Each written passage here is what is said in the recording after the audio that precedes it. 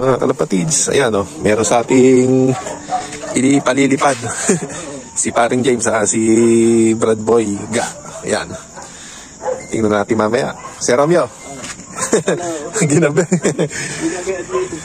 Ayan, si Romeo, mga kalapatids yung gustong magpa-ship. Ayan. Subukan tibay, subukan tatag na itong si Sir. Kaya problema sa shipping. kahit saan, wag lang tawid dagat. Kakarain ni Sir yan. Yun mga kalapatids. Yun mga kalapatids, pakikita ko sa inyo yung ibon na ito, yung kay paring James, ililipad dito. Yan o. Uy, ganda o. Para ito na ibon mo. Yan. Padala tayo sing-sing doon, GRPC. Yan. Nice pare, solid yung katawan. Pwede na natin tong yan o, i-viewing. Alright, ayun para isa. Tapos yung isa. Ay, ba, meron pa siyang ano puti ayos. Ang ganda ng katawan pare, solid. Ayan. Sana umabot ng derby. Ayan pare, okay yung mga ibon mo. Okay, healthy. Saan ang magkasakit. Ayan, silipin natin. Alright. Ayos. Yun mga kalapatids, ito yung kay Brad Boy Ga. Yan. Isang matibay na puncher sa Manila. Ito yung ililipad namin. Yun ayos. Bro, ito na po yung ibon nyo. Ayos. Ayun ang ganda ng katawan solid.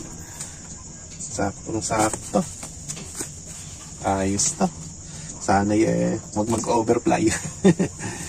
Ayan bro, sasama ko na rito kay paring James. Tapos ito pa yung isa. Yun ayan, panlipad din natin dito. Ayan, ang ganda ng katawan. Mga solid, mga bata pa lang solid na. Ayun bro, ito pa yung ibon nyo. Ayun, ang ganda ng katawan. Solid na solid kabata pa. Ang galing naman mag-alaga ni bro.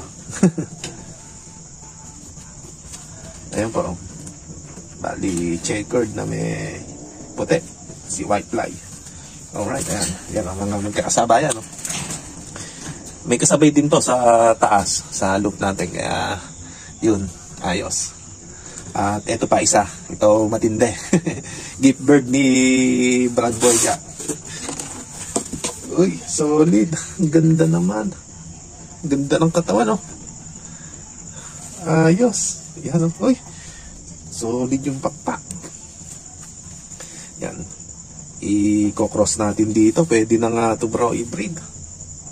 I-cross natin dito sa mga ibon natin.